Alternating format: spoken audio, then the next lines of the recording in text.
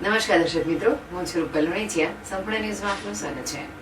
બનાસકાંઠાના ચંડીસર વિસ્તારમાં ગૌરક્ષકોની આડમાં ચાલતી ખંડણીની પ્રવૃત્તિનો પર્દાફાશ થયો છે. વાયરલ થયેલા વિડીયોના આધારે ગઢ પોલીસે 4 શખ્સો સામે ગુનો નોંધ્યો છે.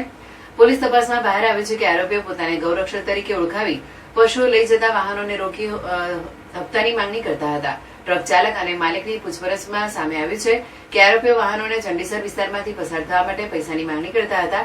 3 એપ્રિલ 2025ના રોજનો આ વિડીયો વાયરલ થયા બાદ ગઢ પોલીસે તાત્કાલિક કાર્યવાહી કરી હતી. પોલીસે ટ્રક ચાલકની ફરિયાદના આધારે આરોપીઓ સામે ખંડણી, મારામારી, ગાળાગાળી અને જાનથી મારી નાખવાની ધમકીઓ આપવા સહિતની કલમો હેઠળ ગુનો દાખલ કર્યો છે. ગઢ પોલીસે લોકોને અપીલ કરી છે કે જો કોઈ વ્યક્તિ ગૌરક્ષાની આડમાં આવી ગેરકાયદેસર પ્રવૃત્તિ કરતી જણાય તો તાત્કાલિક પોલીસને જાણ કરવી.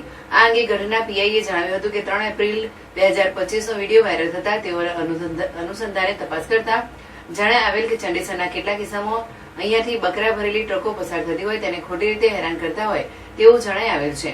જે બાબતે ટ્રક માલિક અને ચાલકને બોલાવી પૂછપરછ કરતા હકીકતમાં એવું હતું કે આ ઇસમો જે હતા તે ચંડીસરના હતા, જે લોકો પોતાની જાતને ગૌરક્ષક કહેવડાવી જેટલા વિકલ્પ પશુઓને લઈ જતા હોય તેમને ઉભી રાખી પોતાનો હપ્તો બાંધવા કે અહીંથી ચંડીસર પાસ કરવું હોય તો અમને હપ્તો આપવો પડે જેવી હકીકત ડ્રાઈવર અને ટ્રક માલિક દ્વારા જણાવેલ, જે અનુસંધાને ડ્રાઈવરની ફરિયાદ લીધી હતી.